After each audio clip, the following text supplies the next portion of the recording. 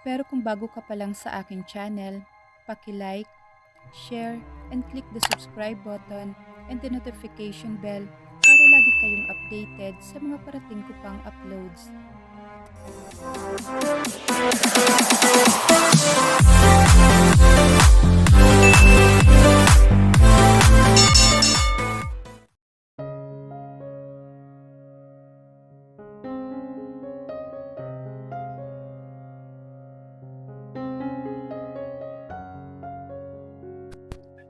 Dahil hindi ko na nakayanan ang pangangatog ng mga tuhod ko ay mabilis akong tumakbo pabalik sa sasakyan. Nagulat pa si Mang Rio sa pabagsak kong pagpasok. Adi, anak, bakit ka umiiyak? Mang Rio, umalis na po tayo dito, please. Please. Pagmamakaawa ko.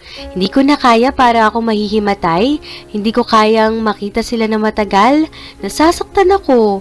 Nasasaktan ako ng sobra-sobra. Hindi pa ako inuwi ni Mang Rio dahil ayaw niyang mag-isa ako.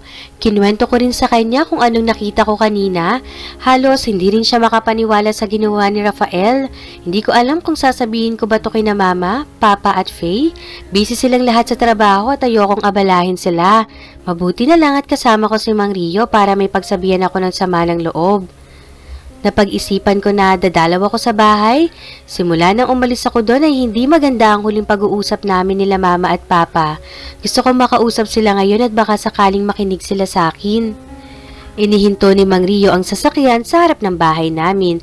Medyo kinakabahan pa ako ng konti dahil baka kung ano yung maabutan ko doon. Hihintayin kita dito, anak. Tumango ako kay Mang Rio at kaagad na lumabas. Nang nasa harap na ako ng bahay ay napatingin ako sa malaking bintana sa kusina. Dito ako dumaan para makatakas ako sa kanila. Dahan-dahan akong humakbang hanggang sa makarating ako sa pinto. Kakatok pa sana ako nang biglang bumukas ang pinto. Tumambad sa akin ang ate kong si Ami. Walang emosyon na mukha niya. Oh, may bisita pala tayo eh. Sino, Ami? Oh, anak, Amara! Mahigpit ako niyakap ni Mama. Namuo ang luha sa mga mata ko nang halikan niya ako sa pisngi. Did she miss me? Umuwi ka? Sunod-sunod na bumagsak ang mga luha ko nang makita kong naiiyak na si Mama. Sorry. Okay lang yun, nak. Iginaya ako ni Mama papasok sa loob. Marami nang nagbago sa bahay. Lahat puro bago. Habang nakatitig ako sa mga dingding ay parang may kumurot sa puso ko nang makitang wala ako kahit ni isang picture na nakasabit sa pader ng bahay. Tanging litrato lang ni Ate Amy at Amy na graduate ng college. May litrato din silang suot ang uniform kung anong profession nila. Kumain ka na ba? Bakit pa yan umuwi dito? Nanginig ang mga labi ko nang makita ko si Papa. Simula pa nang maliliit kami, hindi ko naramdaman ang suporta ni Papa. Palagi siyang nasa panig ni Ate Ami. Mama, aalis pa tayo. Ani Amy. Nakatapos sila ng pag-aaral habang ako naman ay hindi. Dahil naglayas ako bago ang graduation ko sa college. Hindi naman ako nagsisi sa ginawa ko dati dahil naging maganda naman ang naging buhay ko kahit na hindi maayos ang pagtrato sa akin ni Rafael. Bakit umuwi ka pa, Adi? Sana, hindi ka na lang umuwi. Hindi ka naman namin kailangan dito. Ani, Ami. Magpaalipin ka sa asawa mo. Matalino ka pero tanga ka sa pag-ibig. Tingnan mo, hindi ka nakagraduate. Tama na, Ami. Amy. Galit na sabi ni Mama. Bakit, Mama? May nagawa bang mabuti yang si Amara? Anong ginawa niya? Malandi siya kaya hindi siya nakagraduate ng college. Sinayang niya yung paghihirap niya ninyo ni Papa. Tapos ngayon babalik siya para ano? Dahil nakaangat na kami? At ano sa tingin mo, tutulungan ka namin? Kasalanan mo yan, ginawa mo, kaya panindigan mo. Hindi na maawat ang pagbuhos sa mga luha ko dahil sa mga sinabi ni Ate Ami. Hindi ko na napigilan ang sarili kong sagutin siya. Ganyan naman kayo, di ba? Simula nang maliliit pa tayo, ang lagi niyong nakikita ay ang lahat ng mga mali kong nagawa. Hindi ako naglayas para sumama kay Rafael. Umalis ako dito sa pamamahay na to dahil feeling ko hindi ako bilong dito. Nagsimula na namang sumikip ang dibdib ko. Nahihirapan na ako magsalita dahil sa burado or barado na ang ilong ko. Kayo, Kayo ang dahilan ng paglalayas ko. Ni minsan ba tinanong niyo ako kung okay lang ako? Ni minsan ba nagtanong kayo kung may problema ako? Di ba hindi? Hindi niyo alam kung gaano kasakit ang hindi mapili. Kahit kanino ay hindi ako importante. Pakiramdam ko magpapass out ako dahil sa pigil-hiningang paglalabas ng saloobin ko. Pero kahit ganon, nagpapasalamat pa rin ako. Dahil kayo yung pamilya ko. Kayo ang dahilan kung bakit naging malakas ako. Kayo ang unang nanakit sa damdamin ko. Masaya naman kayo kahit nawala ako, di ba? Mas gustong gusto ko ngang nagkakasakit na lang ako araw-araw para mapansin nyo dahil sa tuwing may sakit ako, nakukuha ko ang atensyon nyo. Pero ngayon, pagod na pagod na pagod na ako. Hagulgol ko. Nakita kong umiiyak na rin sila. Akmang dadamayan ako ni mama nang umiwas ako. Dahil nalabas ko na lahat ng gusto kong sabihin, ay tumakbo na ako palabas ng bahay at mabilis na pumasok sa loob ng sasakyan. Sana, maintindihan nila ako. Gusto ko lang naman ay mahalin din nila ako Pero hindi Nabuhay lang siguro ako sa mundong to para tumayo sa sarili kong mga paa. I wipe all my tears at seryosong tumingin sa unahan. Biglang nagring ang phone ko at kaagad ko itong sinagot nang makita kong si Edric ang tumatawag. Hello Edric? Ang akala ko aabutin ako ng buwan kakaimbestiga sa asawa mo. Nandito na lahat ng mga sagot na sa katanungan mo. Magkita tayo ngayon sa Blue Sky Cafe. Alright. Nang maibaba ko na ang phone ay may gumuhit ng ngiti sa mga labi ko. This is the time. Malalaman ko na ang lahat ng sagot na hindi ko makuha kay Rafael. Mang Rio, sa Blue Sky Cafe tayo. Alauna ng hapon at hindi pa ako nakakapag-lunch, kaya pala nakakaramdam na ako ng gutom. Nang makarating kami sa cafe ay sinabi ko kay Mang Rio na umuwi na siya dahil magko-commute na lang ako pa uwi. Hindi niya pwedeng malaman na nagbabayad ako ng tao para paimbestigahan si Rafael.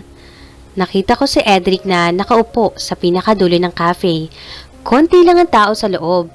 Nagtungo ako kay Edric at umupo sa harap niya. Nag-lunch ka na? Hindi pa.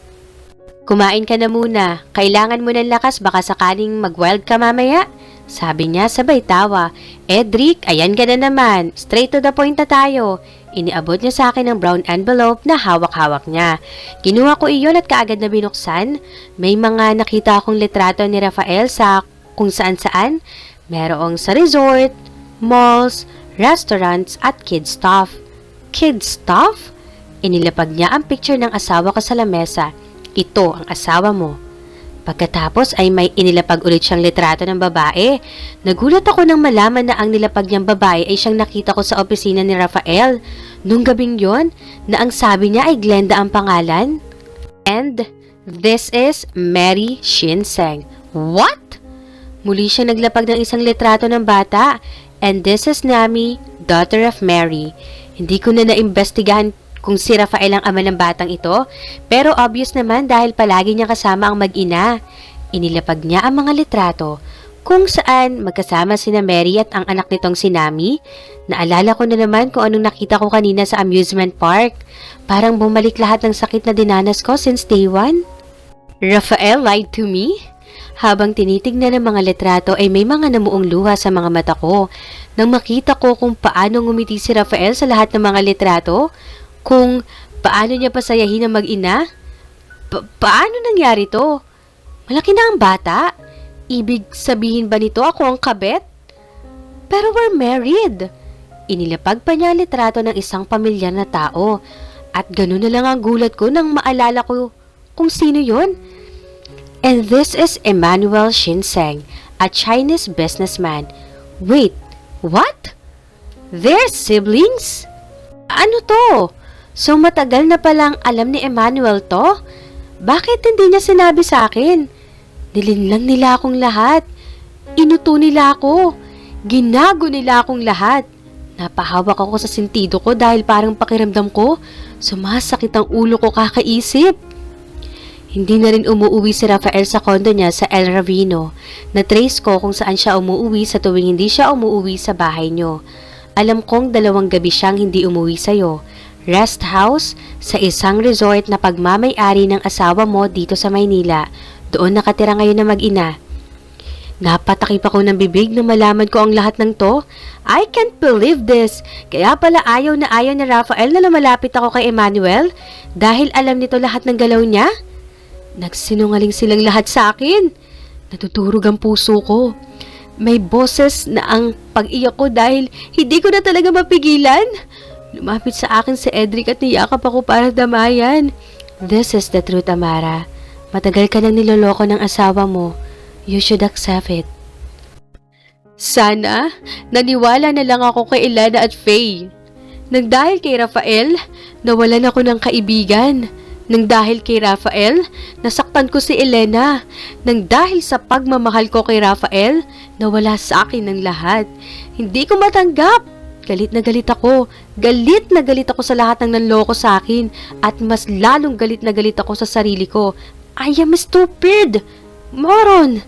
Edric, bakit nila nagawa sa akin to? Ang sakit! Ang sakit-sakit! Adi? Shh! Tama na. Edric, samahan mo ko. Puntahan natin ang rest house sa sinasabi mo. Walang nagawa si Edric sa pakiusap ko sa kanya. Papunta na kami sa rest house kung saan nakatira ang mag-inang Mary at Nami. Hindi ko alam kung anong gagawin ko, basta gusto ko lang marinig mismo sa kanila, lalong-lalo na kay Rafael ang mga detalye na nalaman ko mula kay Edric. Huminto ang sasakyan sa harap ng rest house. Ang sabi ni Edric ay hihintayin niya na lang daw ako sa labas. Sumang-ayon naman ako sa sinabi niya. Pumasok na ako sa gate. The house is very small. Maganda ang design, parang old style. Hindi na ako kumatok dahil bukas naman ang pinto at biglang namuuna naman ang mga luha ko sa mata ko nang makita ko si Rafael na sinusubuan ng pagkain ng bata. Nakatalikod sila sa akin kung kaya't hindi nila ako napansin at doon na bumagsak ang mga luha ko nang makita kong lumabas ng kusina si Mary Shinseng na may daladalang pagkain para kay Rafael. Napatakip ako sa bibig ko para hindi nila marinig ang mga hikbi ko. Aatras na sana ako nang mabunggu ako sa vase, dahilan para mabasag ito. What happened, Amara? Nagulat sila nang makita ako, lalong-lalo na si Rafael. Alis na sana ako dahil hindi ko kaya ang nakikita ko na biglang magbago ang isip ko. Naglakad ako papalapit kay Rafael at malakas siyang sinampal. Pagkatapos nun, sinampal ko rin ang babaeng nagngangalang Mary. Ouch! Mama! Nakita kong dinaluhan siya ng anak niya. Kagaya ko ay umiiyak na rin ang bata. Amara, may bata! Ikaw na babae ka? Alam mo ba na may asawa itong binabahay mo? Baling ko kay Mary. Tinitigan niya lang ako, hindi siya nagsalita. Sasampalin ko na sana ulit si Mary nang pigilan ako ni Rafael. Stop! Galit niyang sabi. Rafael, ano ba? Bitawan mo ako. I said stop. Bumagsak ako sa sahig na maramdaman ko ang palad niya sa pisngi ko. Para akong binabaon ngayon sa lupa dahil sa sakit na nararamdaman ko. Hindi ko na alam kung anong gagawin ko. Rafael doesn't love me. He didn't love me since day one. Alam mo ba kung gaano akong nasasaktan ngayon, Rafael? Sa mga panloloko mo sa akin? Sa panliling lang mo? Pinaglaruan mo ang damdamin ko. At pati ba naman dito, hindi mo pa rin ako kinakampihan? Hagulgul kong sabi. Asawa mo ko, Rafael! Adi, I'm sorry. It's not what you think. Akmang lalapitan niya ako nang umiwas ako. Alam ko na ang lahat, Rafael. Pinagsamantalahan mo ang kahinaan ko. Binaliwala mo ang pagmamahal ko. Bago pa ako makatayo ay may pumasok na pamilyar na tao na sa ikinakaulo ng dugo ko. Nami, where are you? Binilhan kita ng request mong chocolate. Bago pa niya matapos, ang sasabihin niya ay malakas ko siyang sinampal. Ouch, Amara! Alam mo na noon pa, di ba? Bakit hindi mo sinabi sa akin? Alam ko na. Dahil pinoprotektahan mo ang kapatid mo. Dahil kapag nabawi ko ang asawa ko kay Mary ay may iwan ng malandi mong kapatid at ang anak niya. Ganun yun, di ba? Emmanuel Shinseng? Diniinan ko ang pagkakasabi ng pangalan niya na siyang ikinagulat niya. Inilibot ko ang paningin ko sa buong bahay. Ang galing-galing niyong maglaro. Nauto niyo akong lahat. Mga mandaraya kayo. Ibinato ko ang baso na nakapatong sa lamesa. Dahilan para mabasag ito, dinampot ko ang ilang piraso ng basag na baso. Adi, sa bahay tayo mag-usap. Sige Rafael, sandali lang.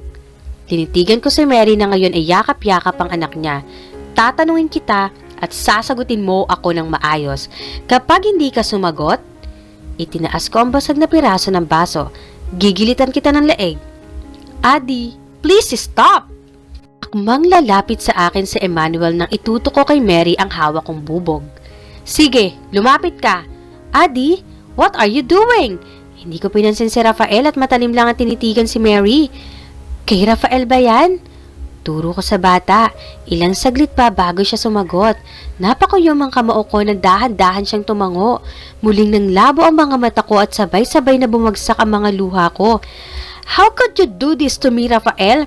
You're such a bastard! Ramdam ko ang pagdaloy ng dugo sa kamay ko habang nakakuyom pa rin ang kamao ko may laman ng bubog. Adi, you're bleeding! Akmang lalapit sa akin si Emmanuel nang bigla akong higitin ni Rafael.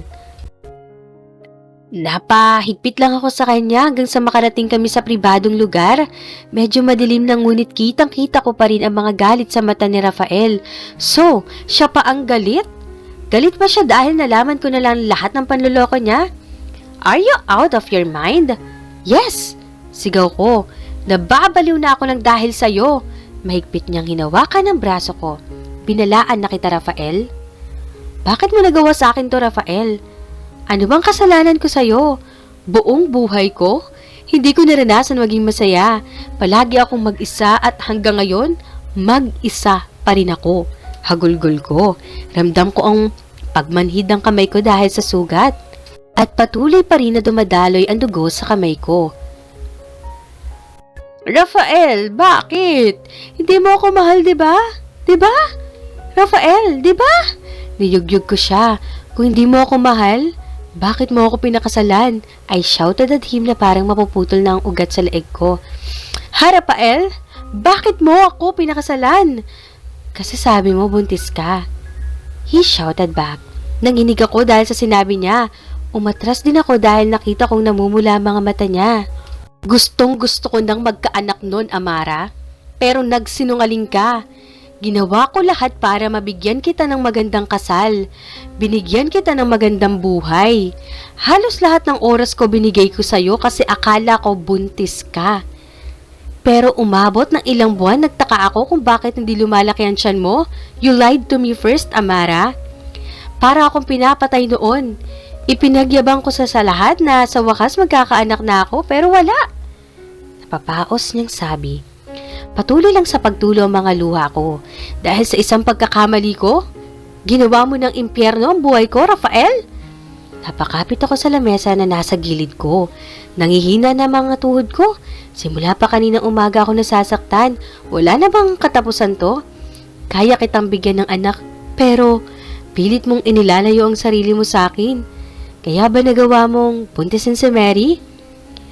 Amara, it's not what you think. Kitang-kita ko na. Alam ko na ang lahat, Rafael. Ilang saglit kaming natahimik. I wipe all my tears. And then, inayos ko ang sarili ko. Huminga ako ng malalim bago magsalita. Sana, maging masaya ka sa pamilya mo, Rafael. Amara! Hinubad ko ang wedding ring na suot ko at mabilis na itinapon sa malayo. Nakita kong bumagsak ang singsing sa maalon na dagat na siyang ikinalaki ng mata ni Rafael. Amara, bakit? Salamat sa pagpapahiram sa akin ng apelyido mo. This marriage is over. Mabilis ang lakad ko pabalik sa sasakyan ni Edric.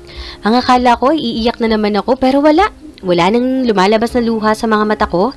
Siguro ay napagod na rin sa kakaiyak. Dadalhin kita sa ospital. Sabi niya na makitang dumudugo pa rin ang kamay ko. Madilim at tansya kong alas 6 na o alas 7 na ng gabi. Humiling ako kay Edric. Ayoko magpadala sa ospital. Konting sugat lang naman to. Ibaba mo na lang ako sa simbahan.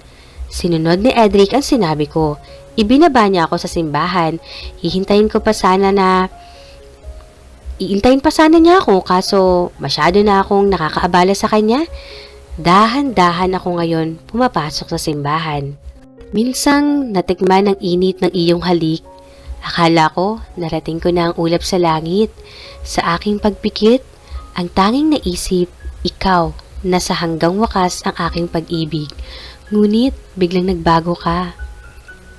Madama kapag kapiling na kita, nanlalamig ka na. Patawarin niyo po ako sa mga nagawa ko. Hindi ko sinasadyang saktan silang lahat kanina. Galit na galit lang ako dahil sa panloloko nila sa akin. Hindi ko matanggap. Sobrang sakit. At patawarin niyo po ako kung wawakasan ko na ang kwento namin ni Rafael. Masyado na akong nalubog sa pagmamahal ko sa kanya. Ang mga pangakong sinabi ko dito mismo sa altar na to ay binabawi ko na. Simula ngayon ay hindi ko na ipipilit ang sarili ko kay Rafael. Ipinapangako kong mabubuhay ako mag-isa. Kakayanin kong mabuhay nang wala siya. Aayusin ko muna ang sarili ko. Masyado kong napabayaan dahil sa walang kwentang pagmamahal ko kay Rafael. Sinayang niya ang pagmamahal ko at sa oras na makabangon muli ako, isasampal ko sa kanilang lahat ang bagong ako. Nang iwan ako ni Amara ay kaagad akong tumakbo sa dagat para hanapin ang wedding ring. Lumusob ako sa malamig na tubig at kinapa ang buhangin sa ilalim. Hindi ko alam kung bakit ginagawa ko to. Yes, I hurt Adi that much. Nasaktan ako nang sabihin niyang tapos na kami. Akala ko hindi siya bibitaw. Hindi niya ako iiwanan kahit na saktan ko man siya ng paulit-ulit ay hindi niya ako susukuan. But now, she said a while ago that our marriage is over. I'm just a jerk because I can't give the love that she wants. 3 years ago, I was so in love with Amara. She's simple, smart, and love of all. Una ko siyang nakita sa simbahan. Nang magtama ang mga mata namin, ang sabi ko sa sarili ko, papakasalan ko ang babaeng to at dito mismo sa simbahan na to. Coincidence, palagi ang pagkikita namin hanggang sa sinundan ko na siya. Lumipas ang ilang buwan ay naging magkaibigan kami. Sinasabi niya sa akin ang problema niya lalong-lalo na sa kanyang pamilya. Ang lungkot-lungkot ko, Amara. Huwag mong hayaan na sirain ng kalungkutan ang masaya mong buhay. Pakiramdam ko ang dilim-dilim ng buhay ko. Sasamahan kita sa dilim. I said softly. Nagulat ako nang makita ko nang bigla siyang pumasok sa bahay ko. Magulo ang buhok niya at wala rin siyang tsinelas. Adi, what happened? Tumakas ako sa amin. Amara, ayoko na dun. She hugged me very tight. Ayokong nakikita siyang umiiyak. Lahat sinasabi niya sa akin kung paano siya tratuhin ng mga kapatid niya. Iginaya ko siya paupo sa high chair. Kumukulo na ang niluluto kong sinigang pero hinayaan ko yun. Mas kailangan ako ni Amara ngayon. Feeling ko kasi hindi ako belong. Palagi na lang sinusumbatan nila ate na tanga daw ako. Palamunin at yung nakikita lang nila yung mga maling nagawa ko. Amara, don't cry. Okay, I'm here. She hugged me again. Naawa ako kay Amara. Gusto kong kausapin ng pamilya niya kung bakit nila pinaparamdam kay Amara na parang hindi nila ito mahal. Kaya lang kapag ginawa ko yun, mas lalo nilang pag-iinitan si Amara. Mas lalo nilang susumbatan ng babaeng mahal ko. Dito na lang ako, Rafael, please. Gustuhin ko man na dito na lang siya ngunit hindi pwede. Hahanapin at hahanapin siya ng mga magulang niya pero umurong ang desisyon ko. Tumango ako kay Amara na siyang ikinangiti niya. Lumipas ang buwan na masaya kami ni Adi hanggang sa umabot sa puntong may nangyari sa amin. Hindi ko siya pinilit. Kaya kung maghintay hanggang sa pwede na pero nanlambot ako nang sabihin niya ang katagang nagpahiyaw sa puso ko. I really love you. I want to feel you inside me, Rafael. I am 25 that time, ready na magkapamilya. And she's 20, still studying. Gusto ko na magkaroon ng sarili kong pamilya and I see my future with Amara. I have a business trip to Spain. Hindi ko sinabi yun kay Amara dahil nagkatampuhan kami. She's asking me about marriage. Kung sa akin lang, gustong-gusto ko na talaga siyang pakasalan. Pero gusto kong tapusin niya muna ang pag-aaral niya. 4th year college na siya at ilang buwan na lang ay gagraduate na siya. Sumakay na ako ng sasakyan kasama si Paul at Gino. Nang tumumbad sa harap ko si Amara, we're in the front of El Escalante Empire. Napatigil naman ang mga kaibigan ko dahil sa sinabi ni Amara. Rafael, don't leave me. I'm pregnant. Hindi ako nakagalaw dahil sa sinabi niya. Para akong babagsak dahil sa narinig ko. I was shocked that time. Mabuti na lang niyakap ako ni Amara. Really? Yes, Amara, you're going to be a daddy. Dahil sa saya ay pabuhat kong niyakap si Amara. I shouted. Naririnig ko ang pag-echo ng boses ko. Nagsilabasan lahat ng mga employees na abala sa kanilang ginagawa. I'm going to be a dad! I shouted. Narinig ko ang palakpakan ng mga employees. Nakikita ko rin kung gaano sila kasaya para sa akin. Niyugyug ko pa sina Paul at Gino. Para ako nababaliw sa oras na yon, nasuntok ko pa ang sasakyan ko. Kulang na lang ay gumulong na ako dito sa sahig. I'm going to be a dad, Amara? Yes, you are. May ipinakita siyang pregnancy test na kung saan nagpapatunay na buntis nga talaga si Amara. Yo man! Congratulations! Paul hugged me. Congratulations, lovebirds! Gino hugged me too. Parang lumulutang ako ngayon sa ulap. Sobrang saya ko.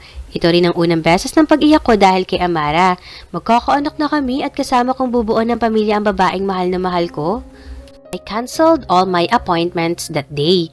Hindi ako tumuloy sa Spain para sa business trip na halos 5 buwan. Kapag umalis ako ay hindi ko masusubaybayan ang paglaki ng tiyan ni Amara. Gusto ko nasa tabi niya ako palagi. Gusto ko makita kung paano siya maglihi. I called mom and dad to tell them that I'm going to be a daddy. They were very happy for us and they can't wait to see the baby. Beve was so happy too dahil magkakaroon na siya ng kalaro. Ipinaalam ko sa lahat ng mga ka-business partners ko, mga kaibigan, kakilala at pamilya na magiging daddy na ako. Pinakain ko lahat ng employees ng kumpanya at binigyan sila ng 1 day off. Isang araw lang dahil kapag ginawa kong 1 linggo ay walang gagalaw sa kumpanya. Nakiusap din sa akin si Amara na kung pwede daw ay huwag na lang namin sabihin ito sa pamilya niya. Sumang-ayon na lang din ako dahil baka kung ano na naman ang sabihin ng mga kapatid niya. Hindi ko hahayaan na gawin nila yon kay Amara. Let's get married. Nang sinabi ko sa kanya na gusto ko na magpakasal ay sobrang saya niya.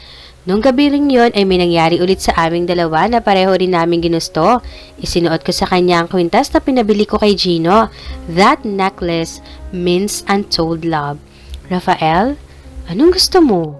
Boy o girl? I want a boy. Bakit? I don't know. Basta gusto ko lalaki tapos kamukha ko. I smirk. Ikinasal kami sa simbahan kung saan una ko siyang nakita. Sinadya kong mabilisan ang kasal namin dahil baka maagaw siya ng iba. Gusto rin naman yun ni Rafael habang hindi pa daw umbukan tiyan ko. Nang mahawakan ko na ang kamay ni Amara ay bumuhos sa mga luha ko, kaya inabutan ako ni Papa ng tissue. Nakakahiya ang isang Rafael Escalante umiiyak. Pero wala akong pakialam kung pagtawanan man nila ako. Sobrang saya ko dahil pagmamay-ari ko ng babaeng mahal na mahal ko.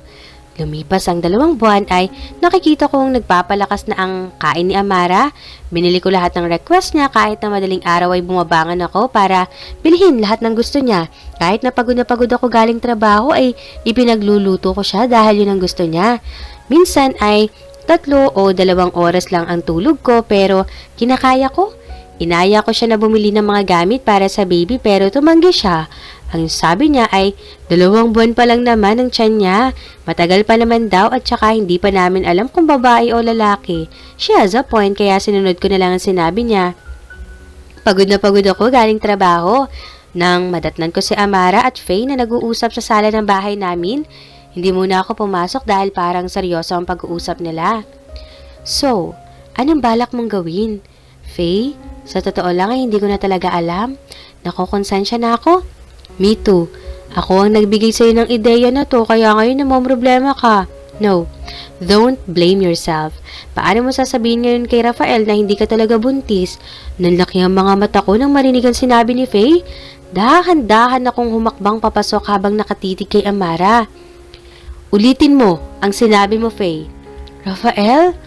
Oh my gosh! Rafael! Malakas kong hinigit ang braso ni Amara dahilan para mapaaray siya. Rafael, nasasaktan ako. Sabihin mo sa akin ng totoo. Hindi ka buntis? She cried at parang gumuho ang mundo ko nang tumango siya. Hindi ko alam ngunit malakas ko siyang nasampal dahilan para mapabagsak siya sa sahig. Rafael! Dinalahuan ni Faye si Amara. Bumagsak ang luha ko sa mga mata ko nang malaman ng katotohanan. Why did she lie to me? Umupo ako sa sofa at tinakpan ang mukha ko para umiyak. Why did you do this, Amara? Why?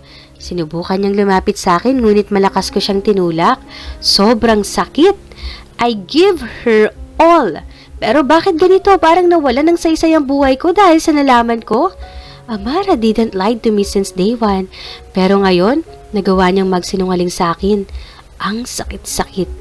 She keeps saying sorry every time na makakasalubong niya ako, pero nagkukunwari akong hindi ko siya naririnig hanggang sa umabot ng 3 taon na ganito ang sitwasyon namin. She keeps chasing me. Kahit na nasasaktan ko siya physically and mentally, ay hindi niya ako sinusukuan. Ang akala ko, nabura na ang pagmamahal ko sa kanya. Pero, nang makita ko kung paano siya nasaktan kanina, kung paano niya itapon ang wedding ring namin, ay nalaman kong sinusukuan na niya ako. Nasaktan ako. Pero alam kong mas nasaktan ko si Amara. Ang lahat ng paghihirap niya sa akin ay tinapos na niya. Mahigit 2 oras na ako dito sa dagat nang makaramdam ako ng lamig. Hindi ko pa rin nahanap ang wedding ring. Napatawad ko na si Amara, noon pa man. Pero hindi ko alam kung saan ako magsisimula. Biglang nagring ang phone. Na makita kong si Emmanuel ang tumatawag ay kaagad ko itong sinagot. What? Napapaas kong sabi, where are you? Na pinagsamantalahan si Amara? Nabuhay ang dugo ko ng dahil sa sinabi ni Emmanuel. What? I'll tell you later. Pumunta ka na ngayon dito sa ospital. Eman ended the call. Tumakbo ako papunta sa sasakyan ko at agad iyong pinaandar. Mabilis ang pagmamaleho ko. Muntik pa nga akong makasagasa nang may tumawid na matanda. Nahampas ko na lang ang manibela ko. Nang makapasok ako sa ospital, ay kaagad kong hinanap kung saan na-confine si Amara. Nadatnan ko sina Emmanuel at Paulo na nakaupo at namumutla. Nakita ko rin na may pasa sa mukha si Emmanuel. Ganun na lang ang gulat ko nang higitin ako ni Faye at malakas na sinampal. Namanhid ang pisngi ko dahil sa ginawa niya. Walang iya ka! Galit niyang sabi. Nagsimula na rin bumagsak ang luha sa mga mata niya. Sobra-sobra na ang dinadana sa'yo ni Adi. Sobra-sobra na, Rafael. Namuo ang luha sa mga mata ko. Alam kong sinisisi ako ng lahat dahil sa mga nagawa ko. Pero hindi ko alam kung anong gagawin ko. Hindi ko alam kung saan magsisimula. Nagulat ako nang may sumampal na naman sa akin. Nakita ko ang galit ng mga mata ni Elena. Kung nakinig lang sana si Amara sa akin, sana hindi na umabot sa ganito. Miserable na nga ang buhay niya sa pamilya na tapos dadagdagan ka pa? Kung sana sinabi ko na lang kay Adi kung ano nakita ko, that you kissed another girl? You bastard! Akmang muli niya akong sasampalin nang awatin siya ni Paulo. Elena, stop it! Calm down! Calm down! Update nyo na lang kami kapag gising na ang pasyente. May tatanong lang kami sa kanya tungkol sa investigasyon. Sabi ng pulis, sino ang gagong gumawa nito? Who's the suspect? Mr. Romulo Ramirez? Umigting ang pangako nang malaman kong sino ang gumahasa kay Amara. Lumabas ako ng ospital at sumakay sa sasakyan. What the hell, Mr. Ramirez? Una pa lang ay alam ko nang may pagnanasa ka sa asawa ko. Huminto ang sasakyan sa presinto. Kaagad akong pumasok sa loob at nakita si Mr. Ramirez na kinakausap na ngayon ng mga pulis. Kaagad ko siyang hinigit at malakas na sinuntok ng paulit-ulit hanggang sa mapahiga siya sa sahig. Putang ina mo! Pilit naman akong inaawat ng mga pulis pero hindi ako nagpatinag. Una pa lang alam kong may bala ka talaga sa asawa ko. Gago ka! Papatayin kita! Nang maawat ako ng mga pulis ay pinasok nila si Mr. Ramirez sa rehas. I want to kill him! That bastard! Galit na galit ako sa sarili ko. Hindi ito mangyayari lahat kung hindi dahil sa akin. I love Amara. I really love her. Sadyang hindi ko lang matanggap ang ginawa niyang pagsisinungaling sa akin, pero napatawad ko na siya. At aayusin ko na ng lahat. Aayusin ko na lahat-lahat ng mga maling nagawa ko. Kinausap ako ng mga pulis tungkol sa nangyari bago naganap ang panggagahasa kay Amara. Inabot iyon ng 1 oras at nakita ko rin na 1:00 na pala na madaling araw. Nang bumalik ako ng ospital ay nakita ko nagkakagulo sila. Nandito na rin sina mama at papa and I saw Bebe crying. Nilapitan ko siya at mahigpit na niyakap. Kuya, Ate Amara is gone? She cried. What? Naku, ano nakita niyo ba? Tanong ni Elena sa mga nurse. Hindi po talaga, ma'am. Please, i-check nyo yung mga CCTV. Ma, what happened? Amara is missing, anak. Kagad akong pumasok sa kwarto pero wala na si Amara. Saan siya nagpunta? Na-check ko na ang buong hospital para wala talaga. Sulpot ni Paolo. I-report na natin sa mga pulis. Hindi pa maayos ang lagay ni Amara. Mangiyak-ngiyak na sabi ni Faye. Muli akong lumabas para hanapin si Amara. Pero inabot lang kami ng umaga nang wala kaming Amara na nakita. Lumipas ang ilang buwan ay patuloy pa rin kami sa paghahanap kay Amara. Pati ang mga pulis ay gusto ng baliwalain ang kasong ito. Adi, where are you? Hindi pa ako nakakapagpaliwanag sa kanya. Gusto kong pakinggan niya ako. Mali ang pagkakaintindi niya. Hindi ko anak si Nami at wala kaming relasyon ni Mary. Yes, inaamin kong niloko ko si Amara dahil nakiusap sa akin si Mary na tumayo bilang isang ama ng anak niya. Bilang ama lang, walang connection sa kanya. Adi knows na gustong gusto ko ng magkaanak kaya hindi ko tinanggihan si Amara. Mary and I are best friends. When I was in college, she confessed her feelings to me and I rejected her dahil hindi ko nakikita ang future ko na kasama siya. I told her that if she needs me, I will always free to help her. And this is her favor. Pinagsamantalahan. Siya ng sariling ama? Nabuntis siya ng sarili niyang ama. Nito ko rin lang nalaman nang bumalik sila dito sa Pilipinas para mamuhay ng payapa. And I already told Mary that I am married. Mabilis na lumipas ang panahon hanggang sa umabot ng 6 na taon. Rafael, coffee.